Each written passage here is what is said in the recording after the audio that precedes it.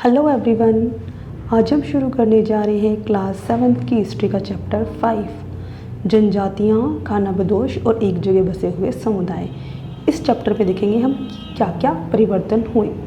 एक लंबे अंतराल में कई महत्वपूर्ण राजनीतिक, सामाजिक और आर्थिक परिवर्तन हुए, लेकिन सामाजिक परिवर्तन हर जगह एक समान नहीं थे, क्योंकि अलग अलग किस्म के समाज अलग अलग तरीक़ों से विकसित हुए।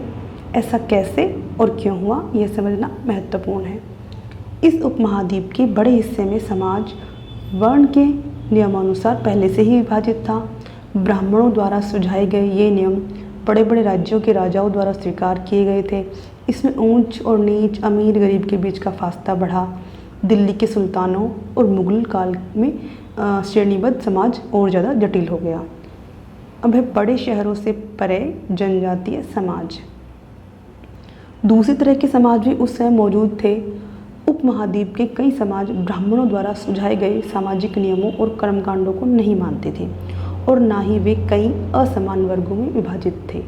अक्सर ऐसे समाज को जनजातियाँ कहा जाता था। प्रत्येक जनजाति के सदस्य नातेदारी के बंधन से जुड़े होते थे। कई जनजातियाँ खेती से अपना जीविकोपार्जन करती, तो कुछ दूसरी जनजातियों के लोग शिकारी, संग्राहक या पशुपालक थे। वे प्राय अपने निवास स्थान के प्राकृतिक संसाधनों को पूरा इस्तेमाल करने के लिए इन गतिविधियों का मिला जुला रूप अपनाते थे। कुछ जनजातियाँ खानाबदोश थी और वो एक जगह से दूसरी जगह घूमती रहती थी।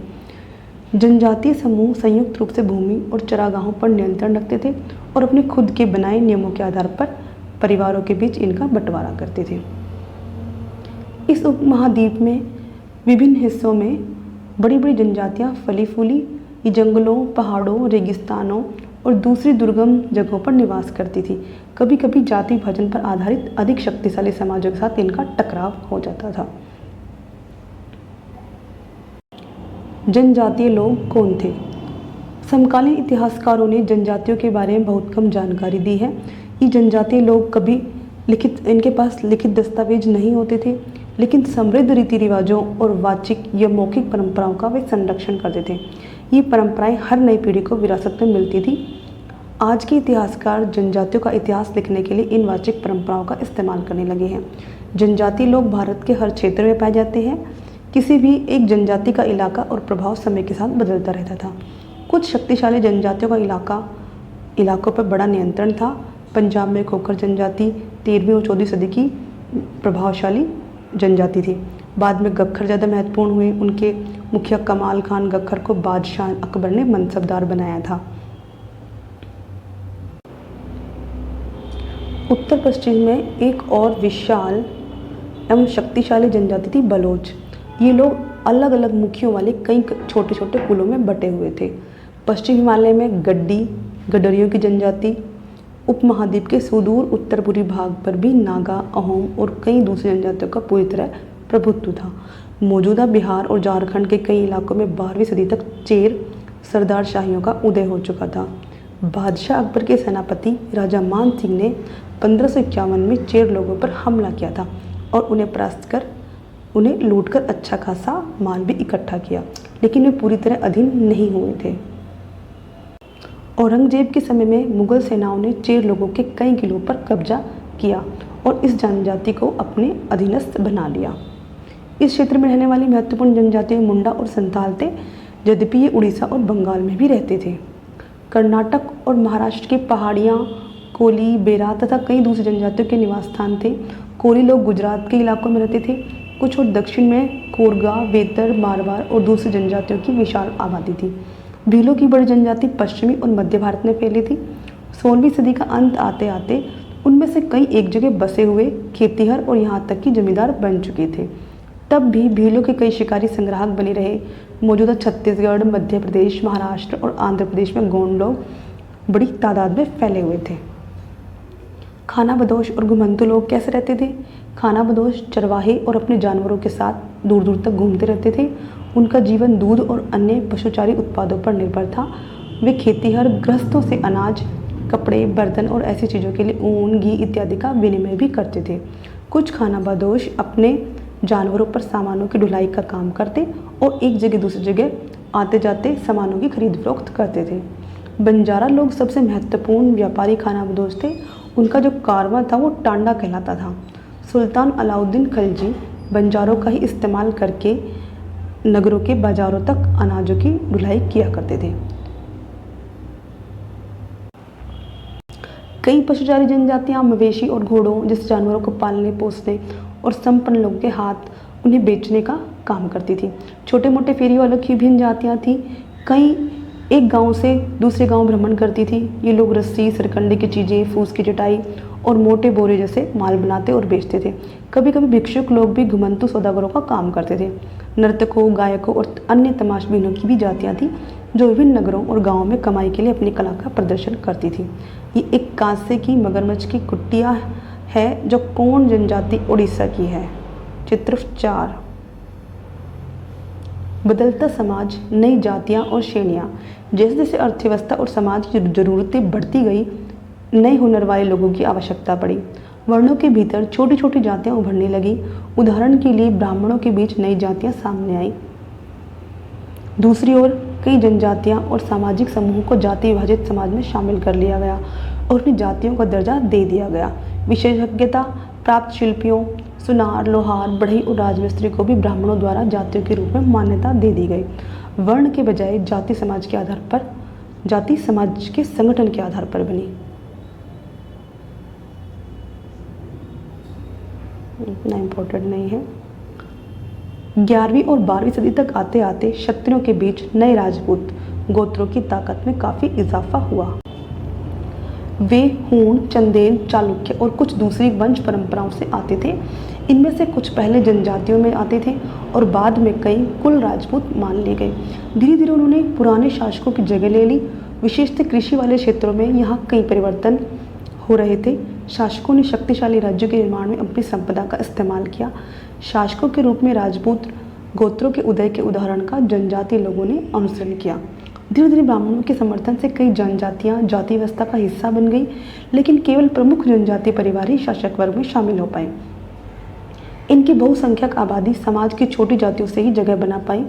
दूसरी तरफ पंजाब, सिंध और उत्तर पश्चिमी सरहद की प्रभुत्वशाली जनजातियों ने काफ़ी पहले इस्लाम को अपना लिया था। भी जाति व्यवस्था को नकारते रहे। सनातनी हिंदू धर्म के द्वारा प्रस्तावित गैर बराबरी वाली सामाजिक व्यवस्था इन इलाकों में बड़े पैमाने पर स्वीकार नहीं की गई। राज्य की उत्पत्ति जनजातीय लोगों के बीच हुए सामाजिक बदलाव से गहराई से संबंधित है। नज़दीक से एक नज़र। गोंड लोग गोंडवाना नामक विशाल वन प्रदेश में रहते थे। वे स्थानांतरी ये कृषि अर्थात जगह बदलकर खेती करते थे। विशाल गोंड जनजाति कई छोटे छोटे कुलों में बटी थी। प्रत्येक कुल का अपना राजा या राय होता था। जिस समय दिल्ली के सुल्तानों की ताकत घट रही थी, उसी समय कुछ बड़े गोंड राज्य छोटे गोंड सरदारों पर हावी होने लगे। अकबर के शासनकाल में एक इतिहास अकबरनामा उल्लिखित है कि गढ़कटंगा के गोंड राज्य में 70,000 गांव थे। इन राज्यों की प्रशासनिक व्यवस्था केंद्रीकृत हो रही थी। राज्य गढ़ों में विभाजित थे। हर गढ़ किसी खास गोंड कुल के नियंत्रण में था। ये पुनः 84 गांवों की इकाइयों में विभाजित होते थे, जिन्हें 84 कहा जाता था। 84 का उपविभाजन बरहोतों में होता था, जो 12 गांवों को मिलाकर बना होता था। बड़े राज्यों के उदय ने गोंड के समाज के चरित्र को बदल डाला। उनका मूलतः बराबरी वाला समाज धीरे धीरे असमान सामाजिक वर्गों में विभाजित हो गया। ब्राह्मण लोगों ने गोंड राजाओं से अनुदान में भूमि प्राप्त की और अधिक प्रभावशाली बन गए।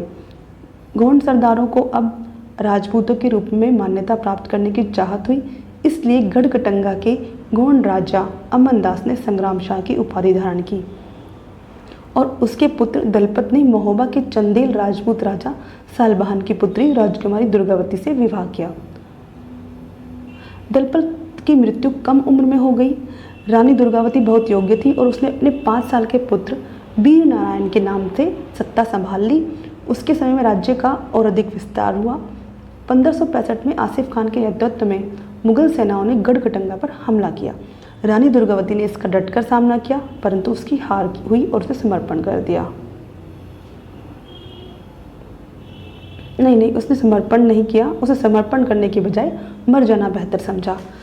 उसका पुत्र भी तुरंत बाद लड़ता हुआ मारा गया। गढ़कटंगा एक समृद्ध राज्य था।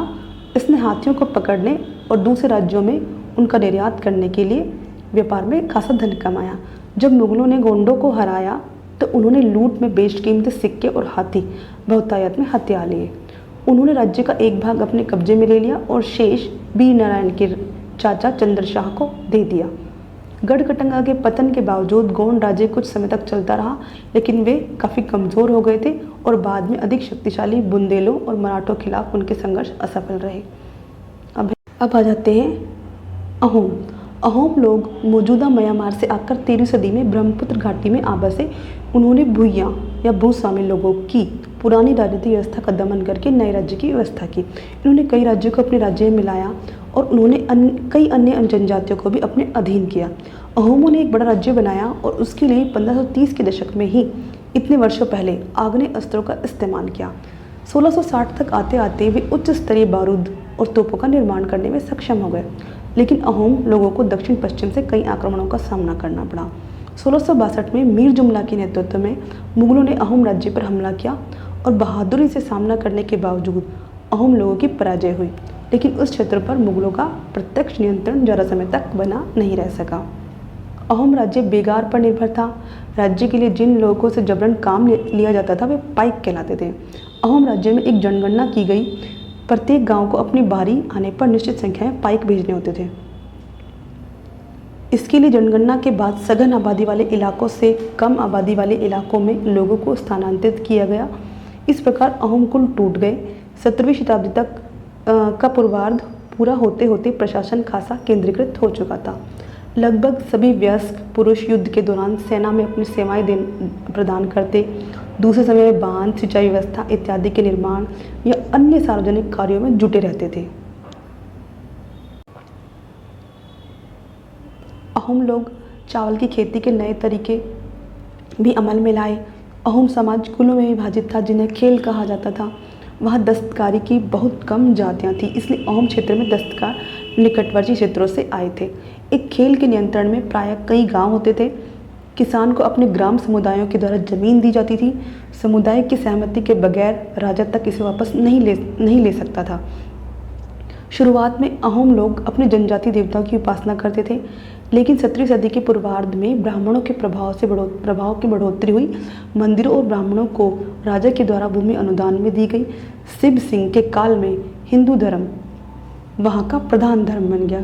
1714 से 44 में के बीच की बात है। लेकिन अहोम राजाओं ने हिंदू धर्म को अपनाने के बाद अपनी पारंपरिक आस्थाओं को पूरी तरह से नहीं छोड़ा। अहोम समाज एक अत्यंत परिष्कृत समाज था। कवियों और विद्वानों को अनुदान में जमीन में दी गई नाट्यकर्म को प्रोत्साहन दिया जाता था। संस्कृत की महत्वपूर्ण कृतियों का स्थानीय भाषा में अनुवाद किया गया। बुरंजी नामक ऐतिहासिक कृतियों को पहले अहोम भाषा में और फिर असमिया में लिखा गया। निष्कर्ष, इस उपमहाद्वीप में काफ़ी सामाजिक परिवर्तन हुआ। वर्ण आधारित समाज, जनजातियां, लोग एक दूसरे के लगातार संपर्क में आते रहे। आदान प्रदान ने दोनों तरह के समाजों में अनुकूलन और बदलाव की प्रक्रिया चलाई और बहुत सी विभिन्न प्रकार की जनजातियां थीं जिन्होंने विभिन्न प्रकार की जीविकाएं अपनाई। कालांतर में उनमें से कई जाति आधारित समाज में शामिल हो गई, लेकिन कईयों ने जाति व्यवस्था और सनातनी हिंदू धर्म दोनों को ही नकार दिया। कुछ जनजातियों ने सुसंगठित प्रशासनिक व्यवस्था वाले विस्तृत राज्यों की स्थापना की। इस तरह वे राजनीतिक रूप से ताकतवर हो गए। इसने उन्हें बृहत्तर और अधिक जटिल राज्यों और साम्राज्य के साथ संघर्ष की स्थिति में ला खड़ा किया। इसके साथ ही हमारा चैप्टर कंप्लीट होता है। और अगर आपको किसी भी तरह की कोई कमी नज़र आती है तो प्लीज़ कमेंट करें और चैनल को लाइक, शेयर एंड सब्सक्राइब करें। प्लीज़ सपोर्ट करें and thank you so much.